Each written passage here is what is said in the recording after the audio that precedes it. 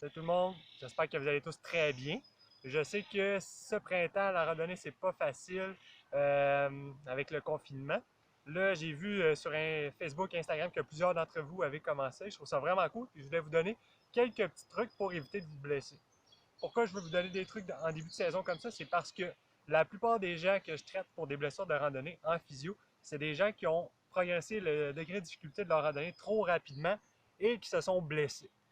Donc, premier petit point par rapport justement aux blessures de randonnée, là, ça va être de commencer tranquillement vos randonnées. Bien, quand je dis tranquillement, c'est commencer graduellement. Là. Commencer, exemple, avec quelque chose que vous êtes sûr de ne pas vous blesser. Là. Une randonnée, exemple, moi, je peux être sûr que si je fais 8 km, c'est sûr que ça va bien aller. Donc, première fois que vous sortez, là, un 8 km ou quelque chose comme ça, peu importe, ça c'est pour moi, là, faites ce que vous êtes à l'aise, quelque chose de safe pour vous. Tenez-vous-en à ça puis marcher d'un pas normal.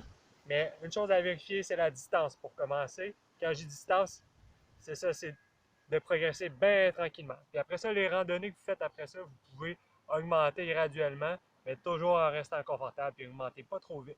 Puis pour ceux qui checkent plus ou moins la distance puis qui vont avec le temps, exemple, ils marchent 1 heure, ben commencez avec un temps que vous êtes à l'aise, puis après ça, augmentez un petit peu. Après ça, vous pouvez faire, exemple, 1h10, 1h20 à chaque fois que vous augmentez, mais il ne faut pas augmenter trop vite. Si on augmente trop vite, je garantis, c'est là que les blessures vont sortir. Donc, après ça, une autre affaire qu'il faut surveiller quand on commence notre saison de randonnée, ça se trouve à être euh, l'intensité à laquelle on marche. Donc, quand je dis l'intensité, ça peut être la vitesse. Donc, quelqu'un qui marche vraiment vite, qui n'est pas habitué de faire ça en début de saison, ben, il peut se blesser. Marcher vite sur 1 km, ça va, mais marcher vite sur 10 km, c'est là qu'une nouvelle blessure peut apparaître. Surtout si on suit, exemple, quelqu'un qui n'est pas de notre niveau. Là. Je vous dirais, marchez à votre vitesse, puis assurez-vous de respecter votre rythme, puis augmenter graduellement d'une randonnée à l'autre. Ça va aller beaucoup mieux de cette façon-là. Un autre élément à vérifier, ben à faire attention aussi, c'est le dénivelé. Quand vous commencez votre saison, commencez avec des randos qui ont un peu moins de dénivelé. T'sais, exemple, choisissez une randonnée que vous êtes certain que le dénivelé ne vous affectera pas trop, puis vous êtes capable de le faire. T'sais, commencez avec des valeurs sûres là, en début de saison. Je me répète, mais c'est vraiment ça qu'il faut faire. Là. Donc, faites de quoi vous êtes sûr que ça va bien aller. Puis après ça, augmentez votre dénivelé encore. Mais allez-y graduellement. Ne passez pas d'un 500 mètres de dénivelé à un 1000 mètres, c'est peut-être beaucoup. Là.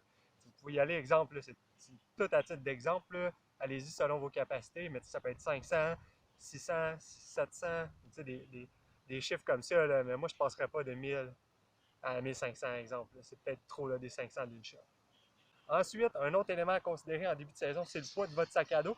Moi, je ferais bien attention de ne pas avoir un sac à dos trop lourd lors des premières sorties. Je commencerais peut-être avec des day-hikes, un backpack, surtout si ça n'a pas marché de l'hiver. Un gros backpack là, de 25-30 livres en longue randonnée, c'est beaucoup pour starter les jambes en début de saison.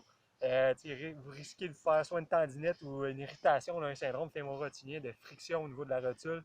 Puis ça peut être long à guérir des fois, surtout si on ne sait pas comment le traiter. Donc, c'est beaucoup plus facile en début de saison de prévenir ce genre de blessure-là que de se blesser et de gâcher sa saison. Là.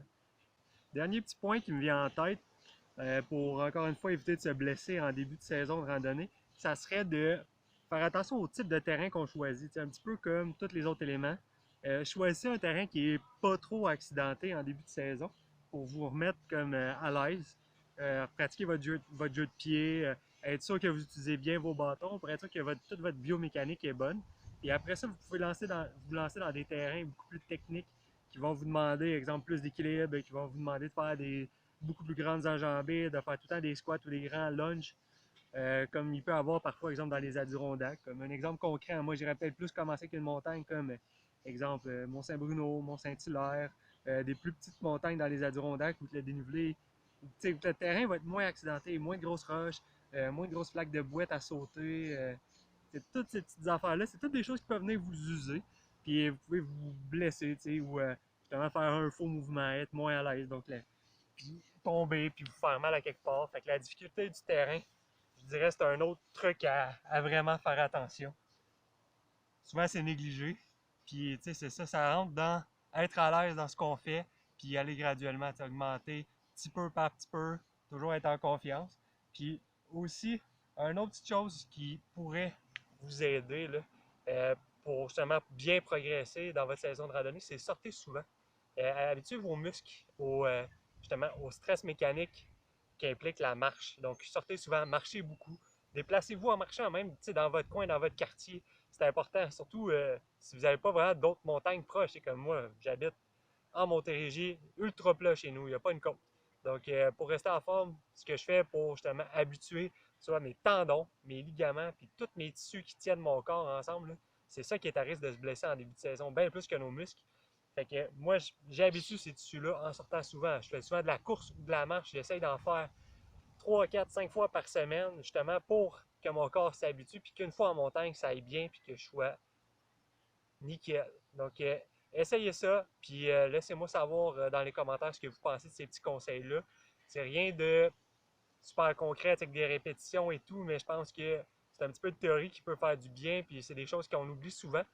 Surtout en début de saison, quand ça fait longtemps qu'on n'a pas marché, on a juste hâte de sortir puis de claquer la belle rando avec les beaux paysages, mais des fois, ça vaut la peine d'attendre une coupe de randonnée pour apprécier un peu plus l'expérience. Parce qu'on, rappelez-vous, il n'y a rien de pire que de faire une descente, exemple, de 5-10 km avec beaucoup de dénivelé quand nos deux genoux nous font souffrir, puis qu'on est obligé de prendre des Advil, puis de s'appuyer sur nos bâtons en malade tout le long, puis qu'on arrive au parking en boitant, puis qu'on n'est même pas sûr d'être capable de conduire jusque chez nous. Donc, allez-y graduellement, vous allez me remercier. Si jamais vous êtes vraiment blessé, puis vous avez de la misère à vous débarrasser d'une de vos vieilles blessures, je peux vous aider. J'offre maintenant un service de téléréadaptation, donc c'est une rencontre en vidéoconférence avec moi. Toutes les infos sont sur mon site web physiorando.com. Je vais mettre le lien dans la description du vidéo. Vous pouvez checker ça, puis si vous êtes intéressé, vous pouvez m'écrire. Puis ça marche comme de la physio normale, c'est couvert par les assurances. Puis ça fonctionne très bien. Je l'ai testé avec plusieurs athlètes, randonneurs, coureurs.